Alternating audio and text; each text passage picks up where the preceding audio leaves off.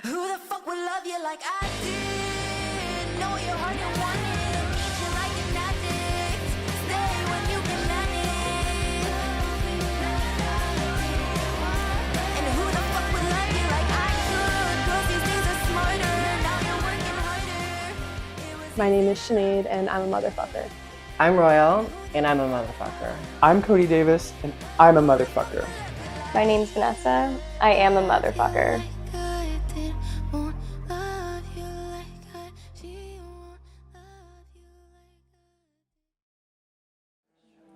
Mic check, 1, 2. Oh. Or we all have to do our own tags. No, right? Like, Motherfucker. what is happening right now? How did I do this before? Okay, yeah, this one, like, Paper also does it similarly. It's the big one and then 3 small ones. Yeah, it's Office Mac. That's got yeah. the background scroll. No offense. 3 for 3. Magazine. Okay. Yeah, this is where I really like how they do this. I think their content is messy, Yeah, but cute. this is cute. I love Yeah. the tile like merch. Yeah. When like potentially we could have that's where our shop lives in the in this kind of background Absolutely. space. Yes. And do something similar. Yeah. Or at least kind of apply it in No, some I way. love that. I Even love or that. just highlighting our models and all the different issues we've had. Just like it could just be imagery. Yeah. No, I like it. I feel like even if these were photos from the issue, Yeah. that would be another cool Tile way to do effect, it. yeah. But yeah, I feel like, because right now I'm feeling like this is so messy, so many different things, which, okay, pause that conversation, and this, they have someone who I was thinking possible for Nite was like, they have Online Girly Unplugged Volume 1, so this is her like column, it's like a little In Sex any and case, the City online column. girly, yeah. Yeah, I mean, she could have her own little personality, like whatever she wants to do, but like for culture, I think we really just need to talk to her, see what she's interested in, but like that's an option. The day that Vanessa brought this magazine to the group was when I was working, and I was literally serving their table as they were discussing the very beginnings of the magazine. I guess we'll start with Cody because I've known Cody the longest. We went to school together.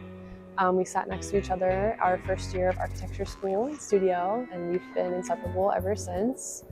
We also went to school with Vanessa's partner Max, and so that's how I met Vanessa. She brought up the idea of what if we do a magazine? We all just fell in love with it. What made me be sold on it was the idea that she pitched, let's make work for the jobs that we want. And I said, absolutely. That just makes sense. So that was kind of the basis for me to like throw everything I had into forming this magazine with the original idea of just like highlighting unique stories. So basically, Vanessa came to me, like I'd met her probably once or twice before. She came to like my birthday party and was basically like, okay, I think you should do modeling. I would love to help you out. And I was like, oh my God, 100%. So she was like, I would love to get like digitals taken for you. You should come over to my apartment. And then, I come over to her apartment and we're taking these digitals, and then she's basically like, okay, I have an idea.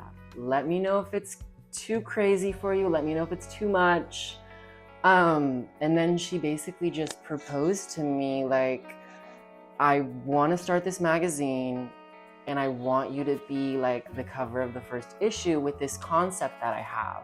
Vanessa is the mother of Motherfucker. We all have our jobs that we do to get by, but we all have also creative aspirations, and I think this is like her baby. Like this is her outlet to be her amazing creative self, and she just brought this to the people in her life that she believes in to bring it to life.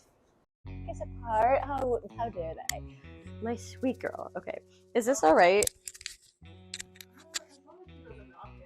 Okay. So I am a producer for like fashion photo shoots, but it's a lot of e-com, like nothing that I would say is super fun to me.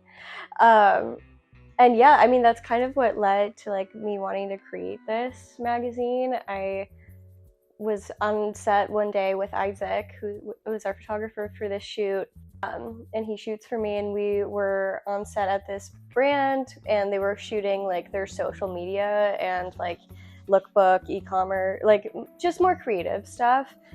And we were looking at each other and we're like, how do we get to that set? And so I just had that in my mind for a long time, and I was getting ready, I was in the shower that day, and I was like, a magazine, like we just make it ourselves. If like we can't get hired for these roles that we like so badly want, like we'll just make it myself. And I was like, fuck it, like I know I have all these talented people who can do it, just make this shit happen. And that's really like what put it together.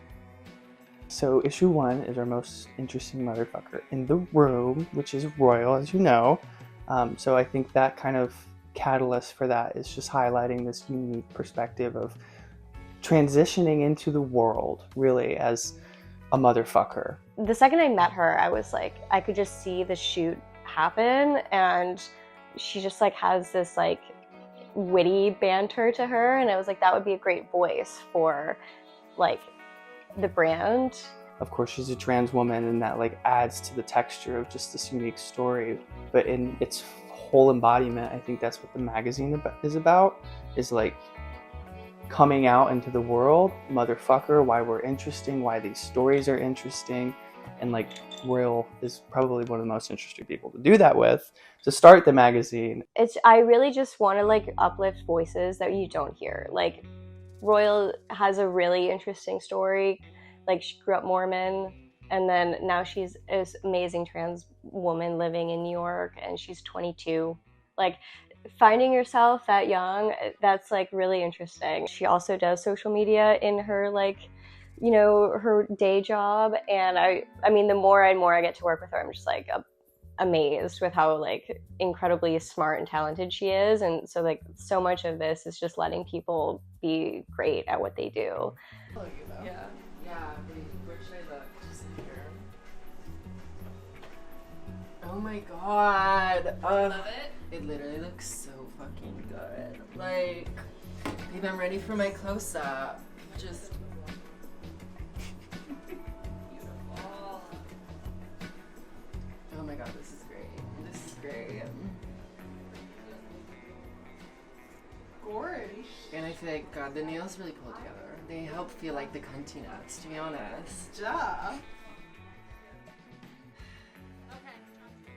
With kind of the mission statement of motherfucker, I do kind of feel like I'm a person that I don't like speak highly of myself, or I don't try and like go for things that I don't think I can do. But I think Vanessa has seen a lot of things in me that I don't even see in myself, and she's continuously told me how much she believes in me and how much she wants me to be involved, and I in turn tell her how much that I believe in her, and like I want to make her vision come to life. I want to make her dream come to life, because her voice deserves to be heard, and her vision is something that I think everybody will be amazed when they see. We all work really hard in our regular jobs to pay our bills and such, but it's really cool to have like a creative outlet that I can let that part of myself like see what I can do without any boundaries of like, am I gonna make enough money from this? Because we're not making any money. Like, we're just doing this because this is something that we all believe in. And I think because so many people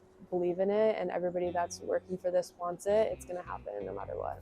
I feel like a lot of this was really just to be able to meet creatives in our field, and the like backing of a magazine, it gives you kind of like a bit of credibility, and the fact that we're building a brand, so that is huge. But I mean, initially when I first started this, I was like, oh, I just want to meet people in our industry and kind of like network and build our own brand. Before we even started making content, like Royal was sending me clips of stuff, and I was like, oh my god, I just can't believe that people are like this excited about something that I'm like pitching. And so yeah, every day like I get a text about the magazine from someone, I'm like, oh my god, pinch me, like.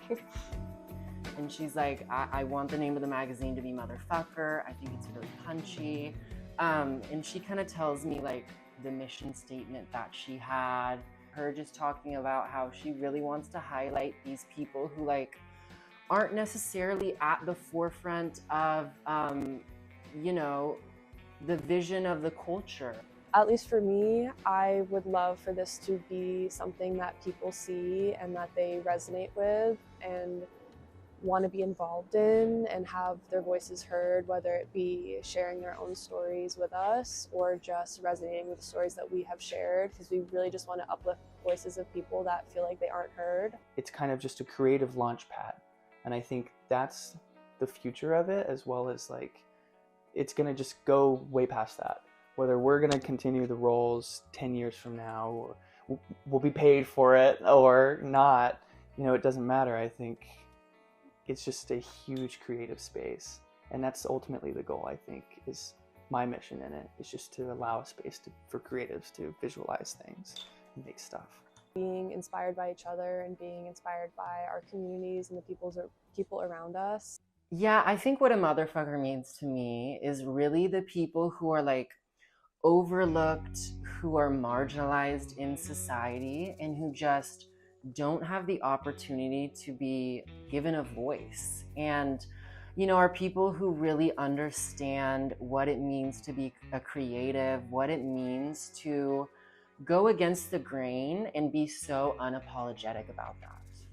The whole roundabout thing is like just people who've been marginalized, or you understand, you don't have that kind of like ability to go through life where you're a part of this whole norm.